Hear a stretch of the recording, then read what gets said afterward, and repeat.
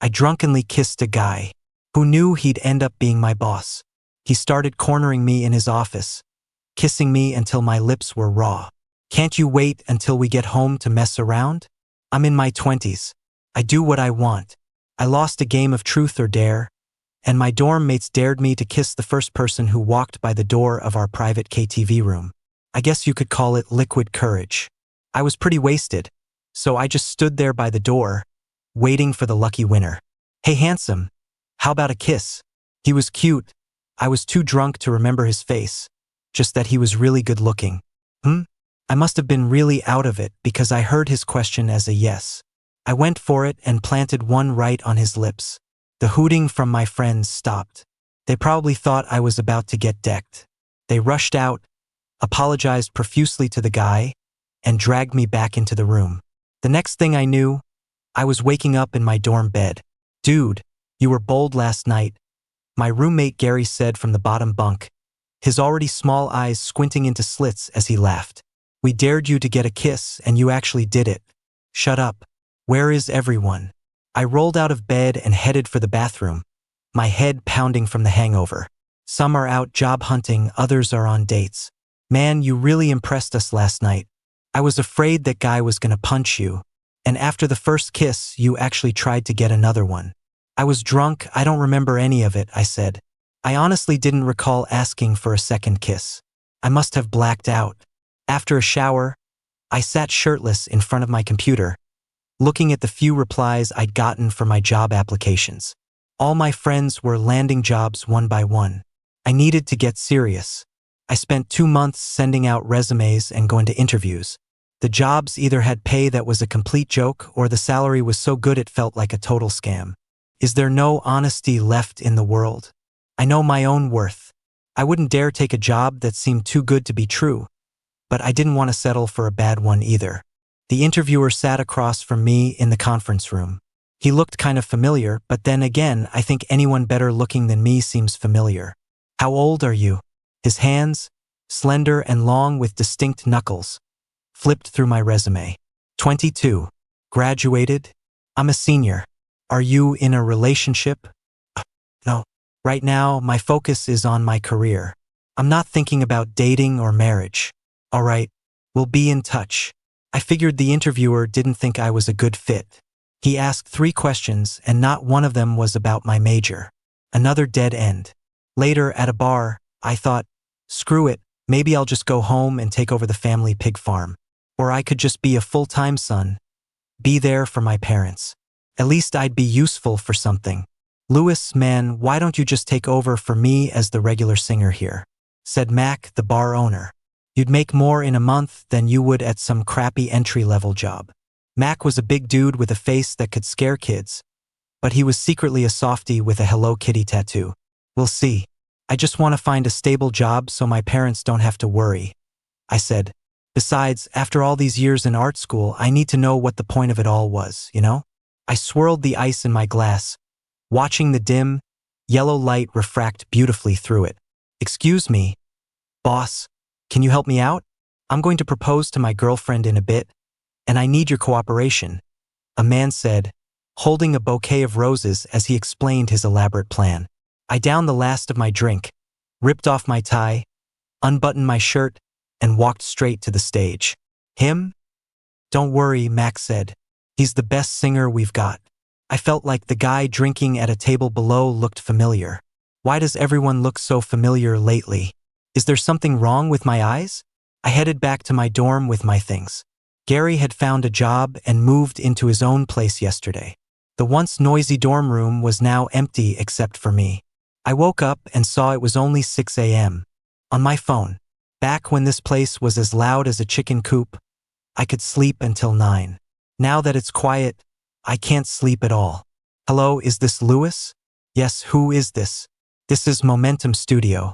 We're calling to inform you that you've passed the interview. If you're available, could you start this Monday? We'll add you on WhatsApp shortly to send you a list of required documents. Oh, okay. Yes, thank you. I couldn't believe I got the job.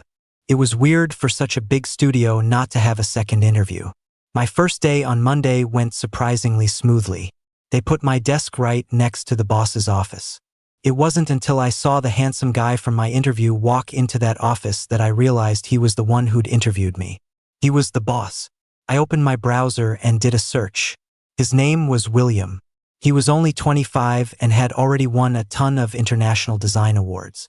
Good-looking and talented. The gap between people is just insane. Come in here for a second. The handsome hand tapped on my desk, snapping me out of my daze. William was calling for me. Have a seat. Hi, boss, I said, my legs stiff with nervousness. No need to be nervous. You're going to be my assistant, so we should get to know each other. Okay. A designer like him could have assistants lining up from here to Paris. Why would he hire a clueless, ungraduated kid like me? Do you have a place to live? I'm still in the dorm for now. Haven't found a suitable place yet. The company has employee housing not far from here. It's a 3-bedroom, and I'm the only one living there right now. If you don't mind, you can move in for the time being. William pushed a set of keys across the desk. You can think about it.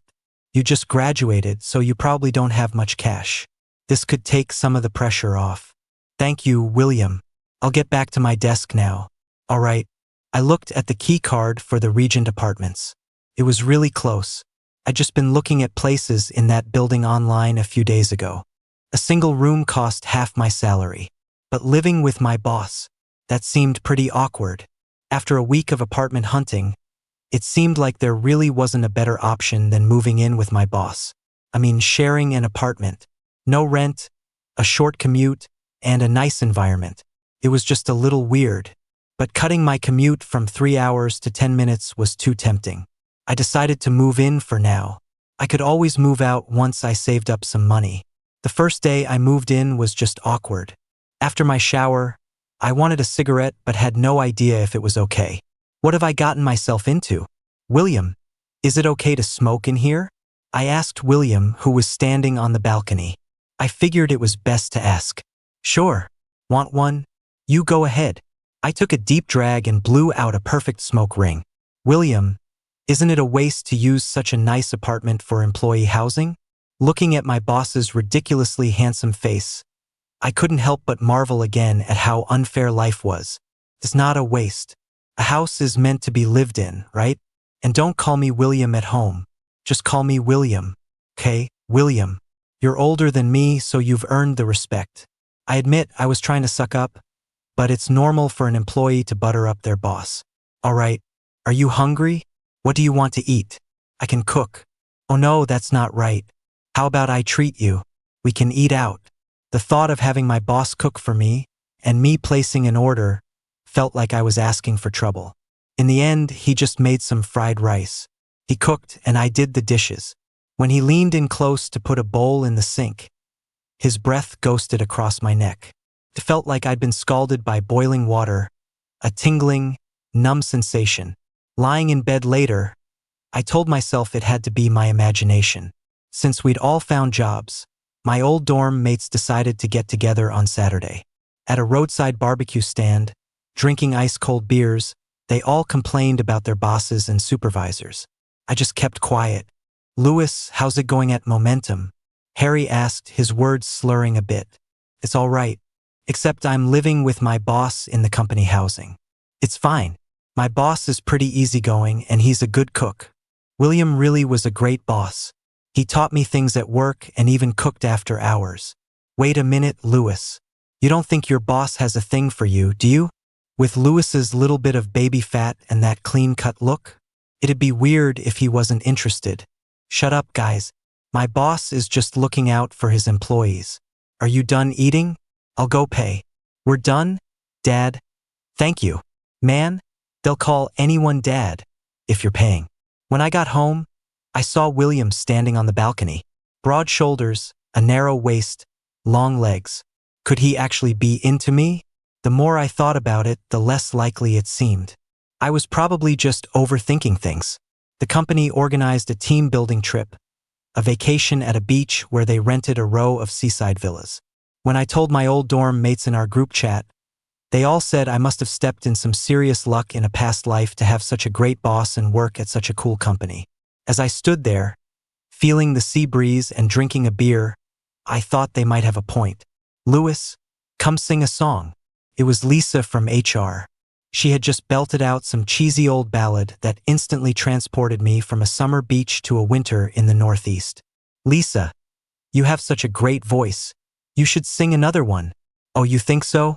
Okay, one more then. Lisa picked a Journey song, and just like that, I was teleported from the beach to the open plains. Why aren't you singing? You have such a good voice. It was William. He was wearing a $10 Hawaiian shirt that he somehow made look like it cost $1,000. William sat down next to me, his legs a lot longer than mine. The wind lifted the hem of his shirt, revealing a neat set of abs. I looked down at my own little belly and gave the roll of fat a squeeze. You've heard me sing? I was there at the bar when that guy proposed. No wonder. I only sang at the bar for the money. If I'm not getting paid, I don't really feel like singing. Then I'll pay for your songs. $500 a song.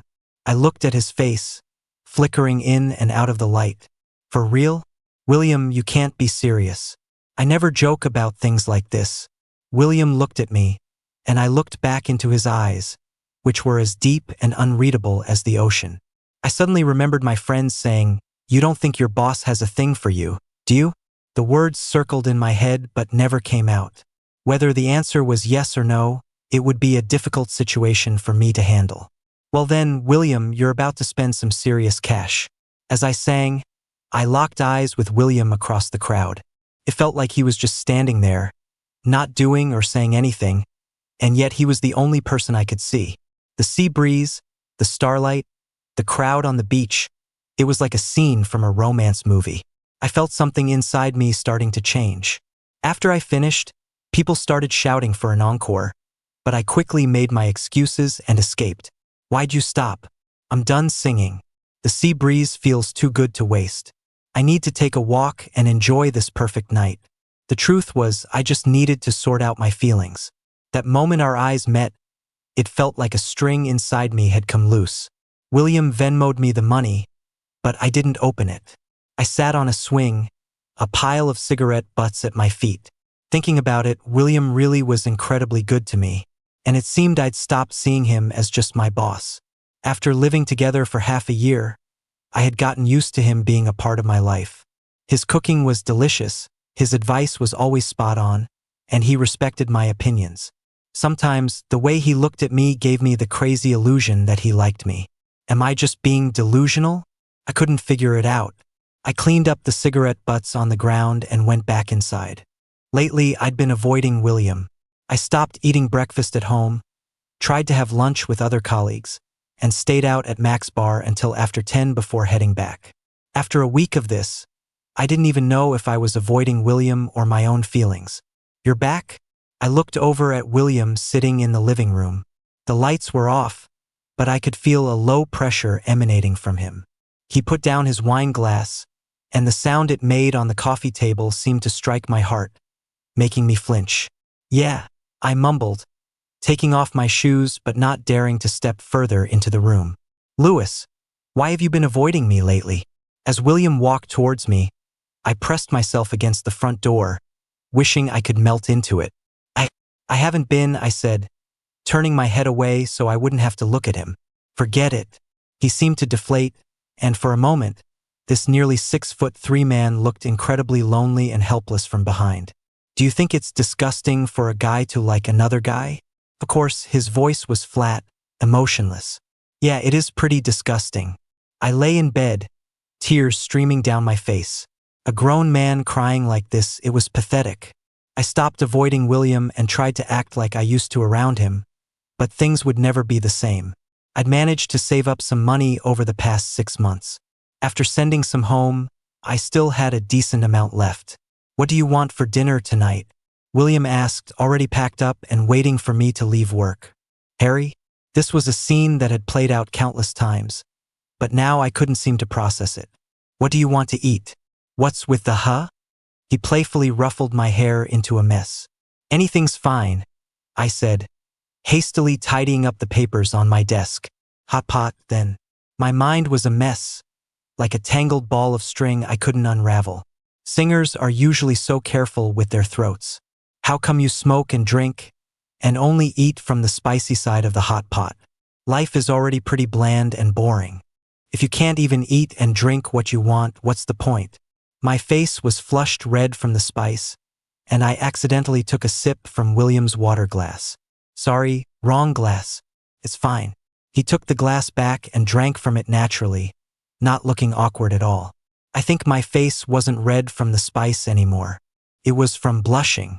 For Thanksgiving, after a few days of deliberation, I decided to go home. It had been a long time. My little sister's toys were scattered all over the house. My parents were inside, playing with her, my sister, who's 20 years younger than me. I'm home. Okay. Put your stuff down, wash your hands. We'll eat in a bit. It seemed my arrival had disrupted the happy little bubble they had. Yeah. I didn't want to go out. I lay in my room, staring at the ceiling. I was here first, but now I felt like an outsider in my own home. It was probably because I had been so against them having this baby. I still remembered the doctor telling me how risky the pregnancy would be, that they could lose both the mother and the child. I begged them to reconsider, but they thought I was just worried about sharing the inheritance. It was laughable. The pig farm had been barely breaking even for years, and I hadn't asked them for a dime since I was 18. I worked part-time at a boba shop, sang at a bar, painted murals, and took summer jobs to pay for my own tuition and living expenses. I never wanted to rely on them. If anything, I wanted them to be able to rely on me, to show them their son was grown up and they could finally relax a little. Okay. At the dinner table, they fed her little by little. I took out the money I had prepared. Take this money. No, you keep it. You need money for things out there, my dad said, pushing the envelope back to me. I have enough. My job is stable now and my boss is good to me. She'll need this for school in a few years. We've set some money aside for her. You should keep this for when you get married. You probably won't get to use it for that, I thought. Right now, I didn't even know if I was straight or gay. Okay. What's her name? Emily. Then just consider this a gift from me to her. I watched Emily sitting there quietly, eating by herself. Then I looked at my parents and noticed all the white hairs that had appeared on their heads. You should hire someone for the pig farm. Don't work yourselves to exhaustion. It's fine. Business isn't great right now. If we do more ourselves, we can save some money, my mom said, putting a piece of pork knuckle on my plate. After 2 days at home, I was on the bus back. My bag was stuffed with things they had packed for me, including a homemade fruitcake they wanted me to give to William. When I handed the fruitcake to William, he looked like he was about to create sparks trying to bite into it. He barely managed to scrape off a tiny piece. Forget it. Forget it. You're going to break a tooth, I said, rescuing the fruitcake from his jaw. Let me try a couple more times. No, no, no. Why are you fighting with a fruitcake? What do you want to eat today? I learned a few new dishes. Want to try them? No thanks. You have a 6-pack and I have a keg. I lifted my shirt to show him my spare tire. It's only 5. What are you doing later? Singing at the bar. I'd given most of my money to my family, so I needed a side gig to earn some cash. Is your salary not enough? Who's ever going to complain about having too much money? Hey boss, there's no company rule against part-time jobs, is there? At the bar, I was on stage singing and playing guitar. William was in the audience below, just watching me. He didn't have to do anything, my heart was already pounding. A new girl at the bar was getting harassed by a customer while she was serving drinks. I bit back my anger and pulled the man's hand off the girl's arm. Hey man, if you're here to drink, then just drink. Keep your hands to yourself. I gave a look, and someone pulled the girl away. Kid, you're not very big, but you've got a big temper. This was Mac's place. A fight wouldn't be good for anyone. I tried to avoid it unless absolutely necessary. Mac came out to smooth things over, comped their bill, and the guys left. I went to wash my face, and when I came out, William was gone. He didn't come back until I'd sung 2 more songs. Back home, I sat on the sofa, bandaging his injured hand. You went out just to fight those guys? Yeah. Why? I didn't like what I saw. Weren't you afraid they'd call the cops and have you arrested? They're not good people. They probably have priors. They wouldn't dare. I wrapped William's hand until it looked like a pig's trotter. Maybe I overdid it with the bandages. The next day at the office, everyone was deeply concerned about his hand. Waves of people came to ask me if his hand was permanently damaged and if we were all going to lose our jobs. Since his hand was injured, I volunteered to take over the cooking. William ate 2 bites with a straight face, which made me regain confidence in my culinary skills. Then I tried a bite myself. Ugh, still tasted like death. In the end, we ordered takeout. The company celebrated finishing a big project by going out for karaoke.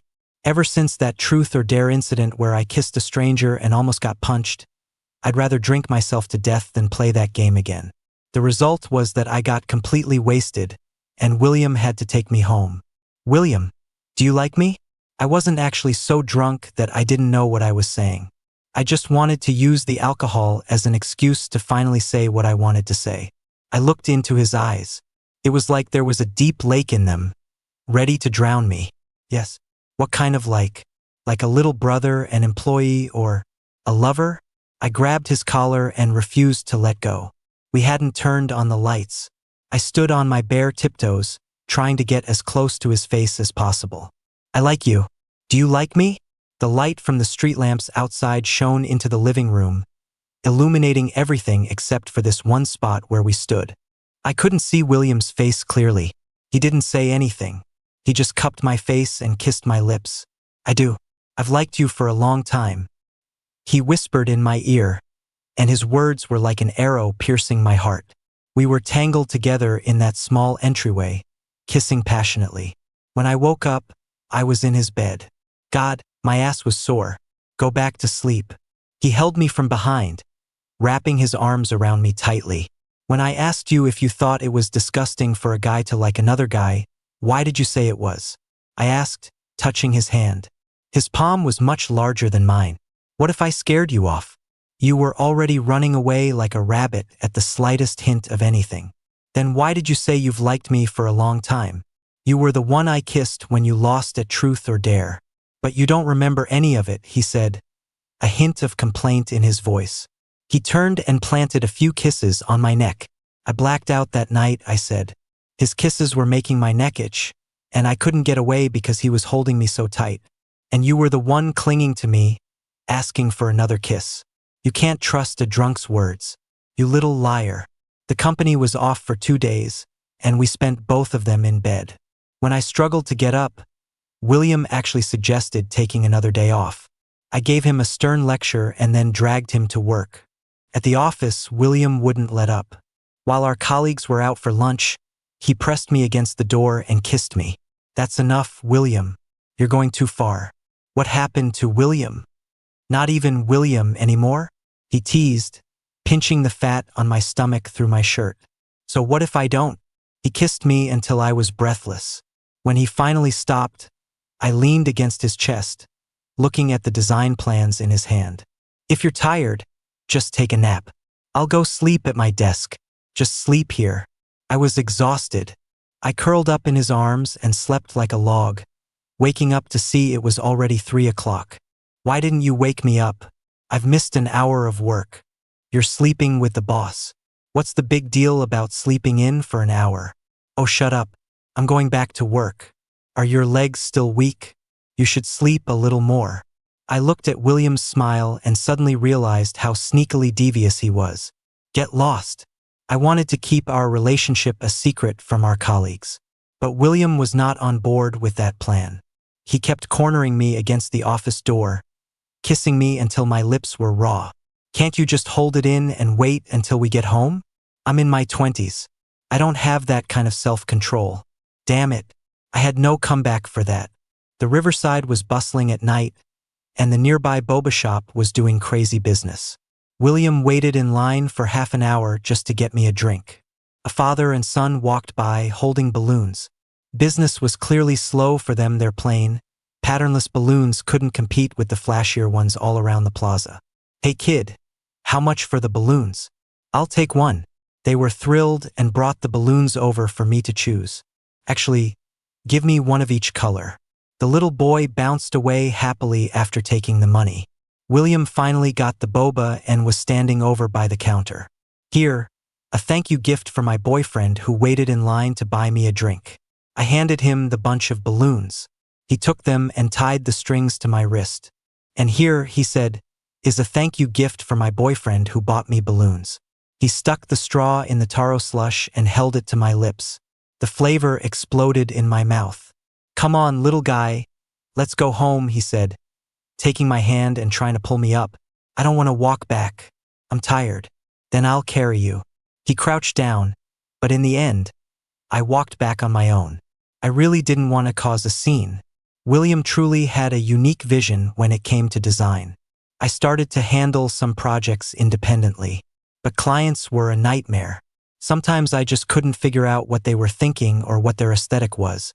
It was normal to revise a design 20 times only for them to tell me they wanted to use the first version after all. I guess William had been protecting me too much, and I was only now getting a taste of the brutal side of the design industry. No wonder Harry and the guys were always complaining they were going bald and that their salaries couldn't even cover hair growth products. I felt like I was going to go bald too if this kept up. I sent the newly revised drafts to the client. It was already dark outside. William had a client dinner, so I made plans with Harry and the guys. In our private room, they were all wailing off key, occasionally having to step out to take work calls. I had a few beers. I guess I hadn't drunk in a while, because I was feeling a bit dizzy. I texted William, then went back to listening to their sad work stories while I waited. Louis, man, I'm serious. Let me come with you and take over the pig farm. There's no hope in this job. At least with pigs, you can watch them grow. There's some hope in that, Gus wailed, clinging to me. Harry was also dabbing at his eyes. Forget it. My dad's farm has been just scraping by for years. One bad swine flu outbreak and it could all be gone. I've decided. I'm quitting next spring, Gary declared. He was always coming up with these grand ideas. Dude, it's summer now. Next spring is almost a year away. And what will you do after you quit? How will you eat? Travel. The money I've saved is enough to buy a used car for a few $1,000. I figure with mods and everything it'll be around 4 or 5 grand. I'll be frugal on the road. Maybe pick up odd jobs to save up before moving on. I won't starve. You sure? Well, if you've thought it through, then go for it, man, I said, patting Gary's thinning hair. They were all clinging to me. I managed to pull out my phone. It was time for them to meet William anyway. It had to happen eventually. My partner is coming in a bit. You guys better behave, don't scare him off. How could you be dating someone behind our backs? No, wait, how did you even have time to date? Gus grumbled, clearly annoyed that I hadn't told them. Not cool, man. Not cool at all, Gary said, struggling to sit up straight and smooth down his remaining hair. When William appeared at the door, they looked surprised but didn't say much. After all, this wasn't that uncommon in our line of work. He looked so familiar. Yeah, this whole scene, this guy, it all feels very familiar. Me too. The three of them leaned against each other, staring at William, but couldn't place him. He's the guy I drunkenly kissed outside the KTV room that time. No wonder he looked familiar. I was about to ask William to help me carry them out and get them home. Louis, you go outside for a minute. I need to talk to your partner, Gus said, looking all serious, as if they were about to discuss matters of state. Is there something I can't hear? Yeah, there is. Go wait outside. It's fine, you can go wait. They probably just want to ask me a few things, William said, leading me out the door. I waited right outside. 20 minutes later, they came out, holding William's hand like they were long-lost brothers. Just like that, we've been together for over half a year. Time flies. I sat on the balcony, looking at the city lights. William sat next to me, shirtless. Go put a shirt on. Why? You need to be a gentleman. You want other people seeing you like this. He sighed and went back inside to put on a tank top. Why are you drinking again? Didn't you promise me you'd stop? I didn't have much. I've just been so tired lately. I thought I'd have a little. You seem like such a good kid. How did you get into smoking and drinking so heavily? Actually, I hadn't smoked in a long time. I only do it when I'm stressed. When things get rough, a drink and a smoke are the only things that help. Could you try to cut back a little? For me? It's not good for you. Okay. Even though we hadn't made a formal announcement, everyone at the company had pretty much figured things out about me and William. We stopped trying to hide it, continuing to eat our meals together and go home together every day. I found out later that the company wasn't even hiring back then. William had insisted on creating a position, but he didn't want anyone too qualified. In the end, he picked me, a total amateur. And there was no such thing as employee housing. That perk was just for me. No wonder. What company puts its employee housing in such an expensive apartment building? When winter break came, I decided to take William home with me. He had to meet my parents eventually. Before we left, I ran through all the possible scenarios in my head. How they would object, all the ways they might try to break us up. I looked at the ashtray full of cigarette butts, ran a hand through my hair in frustration, and decided to call my parents first. I thought for a long time before dialing the number. Dad, hey, what's up? When are you coming home? I'll have your mom get things ready. We made sausages this year. It was a good year for the business, so we were thinking of buying you a car. I could tell my dad was in a good mood. I'm bringing someone home with me this year. Great, great. I'll have your mom get another room ready. What does she like to eat? I'll go buy some tomorrow, get extra so you can take some back with you. He's a little different. Probably not what you're expecting. Not like other people's daughters-in-law. But I really like him. Besides you guys, he's probably the person I love most in the world, and I want to spend the rest of my life with him. So I wanted to bring him home for you to meet. Okay, I understand. Just let us know before you come for the holiday. I didn't know if he really understood what I meant, but I hoped he'd at least be a little prepared. I watched as William stuffed the trunk of the car until it was overflowing, and he still thought it wasn't enough. That's enough, that's enough. We'll never be able to eat all this, I said, pulling William back as he tried to jam in another box of bird's nest soup. Are you sure it's enough? Positive. Let's go back and get some sleep. We have to leave early tomorrow morning. All right, maybe we should go buy some more liquor tomorrow? I dragged him back to bed, only to find the next morning that he had moved everything into his rarely used SUV. I think this car is better. The trunk is bigger. I added a few more cases of liquor yesterday, and more bird's nest soup. I wasn't sure what kind of liquor your dad likes, so I bought a few different kinds. They say this bird's nest stuff is good for your skin, and I got you one of these double-sided embroidered wool scarves too. Oh, and this tea, I heard it's good. White tea, it's all there. If it's not enough, we can go buy more. Should we order a live sheep? Or maybe a whole cow, have it delivered right to the house? Maybe we should order a few since your dad has a pig farm. He can raise pigs and cows together. He kept rambling on, checking off the items on his list, afraid he'd forgotten something. It's enough. It's enough. Let's go. They won't know when they'll ever finish all this. Should I buy your mom a gold bracelet? William, that's enough. Start the car. Don't make me strangle you before the holiday even starts. It was afternoon by the time we got home. My parents were waiting under the eaves with Emily. They seemed okay when they saw William, which was a relief. Dad, give me a hand. There's a lot of stuff. I saw that my dad's expression wasn't exactly happy, and I had a feeling this was still going to be tough. The gifts from William filled up a corner of the living room. Mom, Dad, this is William. Hello, Uncle and Auntie. William was unusually enthusiastic with his greeting. Right? William, I didn't know your shoe size, so I bought you some slippers. They're in the room. Let Louis take you to try them on. I watched William happily put on the gray bunny slippers, stomping his feet in them. You didn't tell me you had a sister. I didn't get her a gift. She's just a kid. She won't know the difference. Let's go eat. At the dinner table, William's enthusiasm was a stark contrast to my dad's stoicism. I watched Emily happily gnawing on a chicken foot and thought how nice it must be to be a kid with no worries. At least my family wasn't outright rejecting him, which was a good sign. The next day, my dad unexpectedly took William to the pig farm.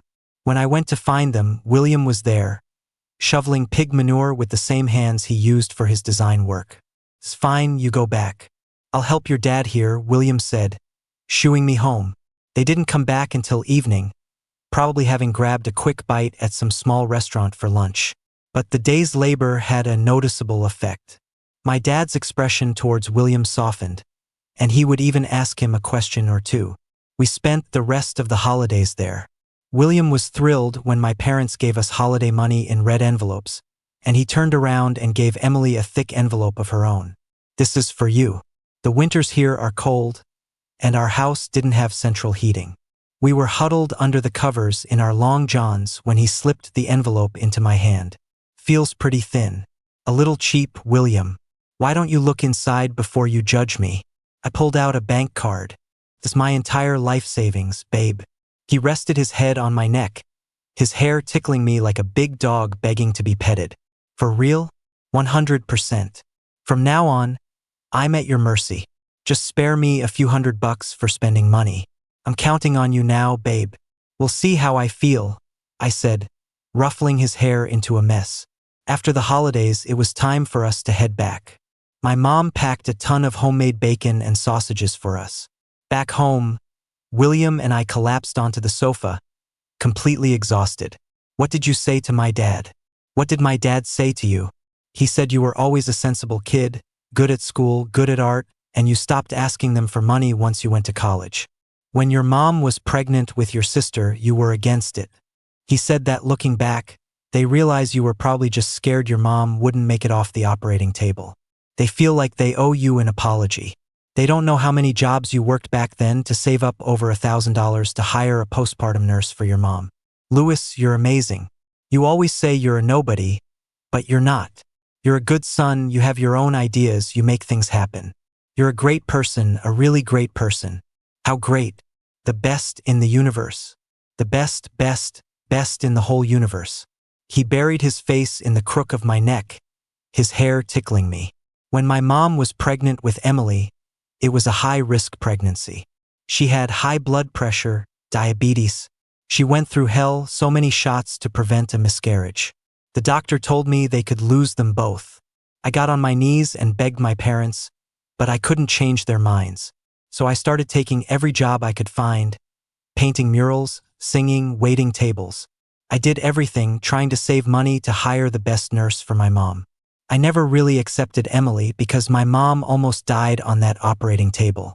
She hemorrhaged, had to have a hysterectomy, had a full body blood transfusion, and they issued critical condition notices several times.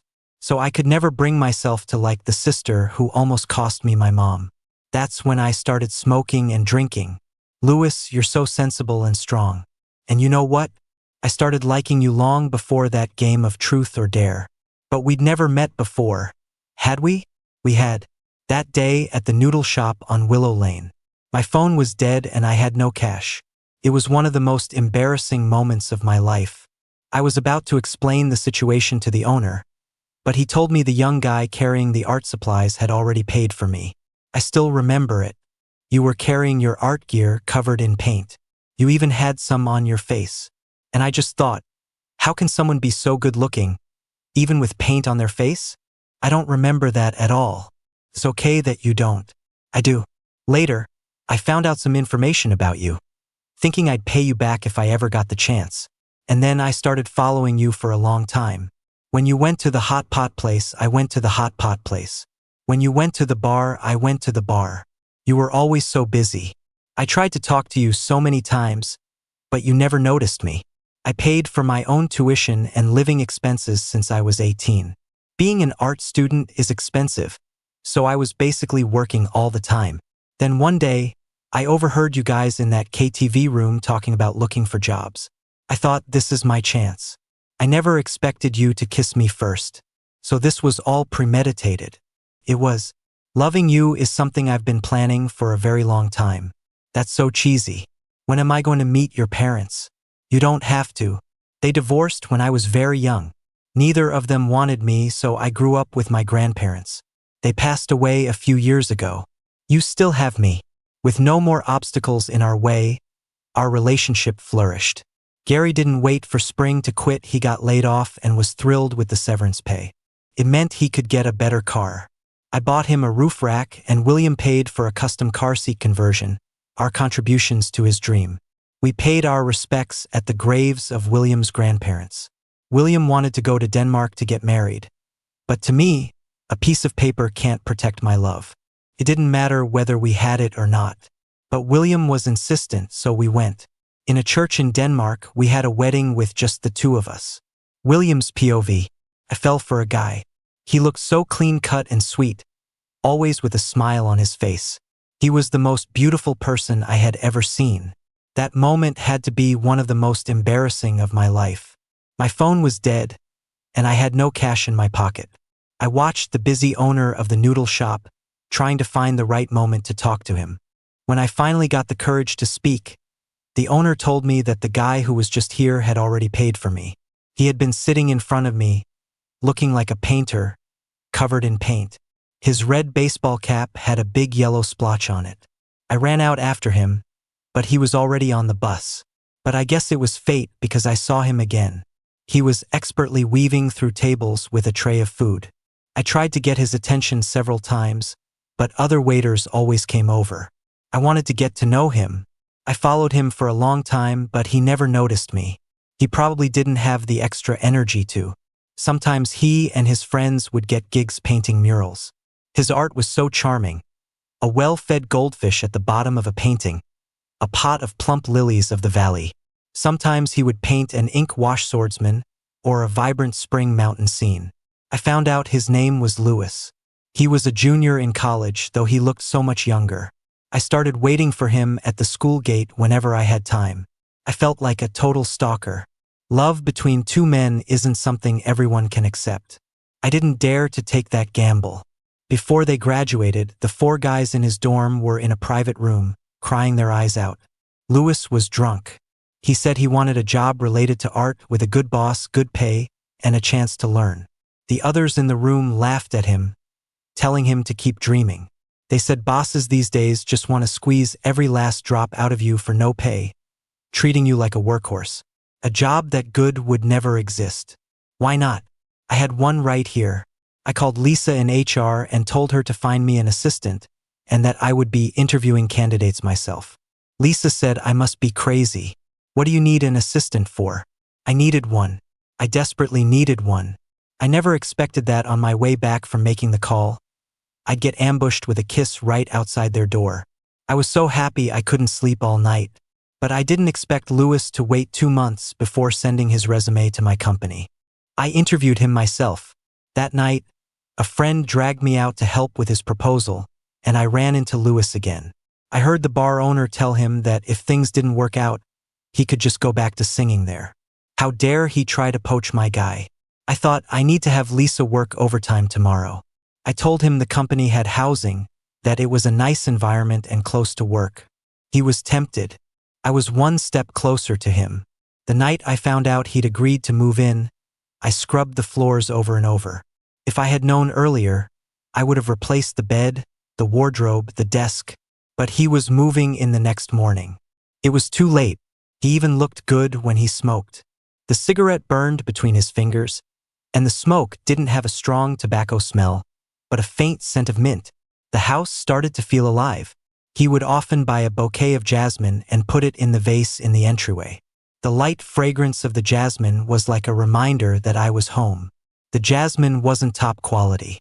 It was because he bought it from an old woman whose only income came from selling flowers to support herself and her grandson. So he always brought a bouquet back. The day he asked me if I thought it was disgusting for a guy to like another guy, I wanted to say no. But at that point, he seemed to have already sensed my feelings and had been avoiding me for a long time. I was afraid of scaring him off. That was the most cowardly I've ever felt in my life. From that day on, something between us changed. He started smoking heavily, and his eyes seemed to hold a secret. Until one time he got drunk and told me he liked me. I felt a string inside me snap. We were both a little crazy that night. Louis and I were together. He was the person I had loved for so long. Holding him felt like my heart was filled with honey. Louis started to complete some projects independently. I covered my office walls with his doodles, goldfish, bamboo, butterflies, osmanthus, cats, peonies, all sorts of things. Occasionally, a visiting client would take an interest, and I would introduce them to Louis. One day, he asked me to come pick him up and meet his friends. I was ecstatic. It was the first time he was introducing me to his friends. I was happy to find that his friends really cared about him. They threw a few threats my way, but I knew that, like me, they loved Louis. I was glad so many people loved the person I loved. His friends told me that Louis was a total softie, a genuinely good person. He was a hard worker and incredibly loyal. They said if I ever hurt him, they wouldn't let me get away with it.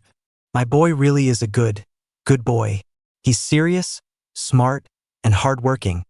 But in his personal life, he loves to be affectionate and can be a little moody sometimes. I felt like I had found a treasure. He told me he wanted to take me home to meet his parents. I was a bit worried.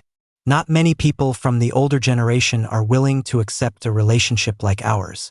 I stuffed the car full of gifts, but in my eyes, it was still far from enough. But Louis's parents were calmer than I expected. The next day, his dad even took me to the pig farm. They say a son-in-law should be proactive, and I guess they're right. After a hard day's work, his dad's opinion of me changed significantly. His dad told me that Louis is actually very stubborn, like a little mule sometimes, but he was also so sensible from a young age that it broke your heart. They sent him to art classes as a kid because they had just started expanding the pig farm and didn't have time to look after him. They never expected him to keep painting for over a decade without stopping. He said Louis was always good in school and they never had to worry about him, so they neglected him a lot.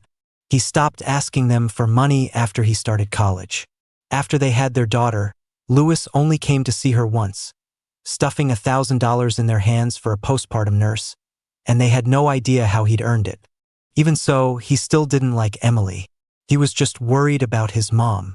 We got the approval of Louis's parents. I had never been so grateful to the parents who abandoned me as a child. I wanted to get married. Even though Louis said that piece of paper didn't matter, he couldn't win against my persistence. We exchanged rings in a church. This has to be the happiest moment of my life. I belong only to him and he belongs only to me.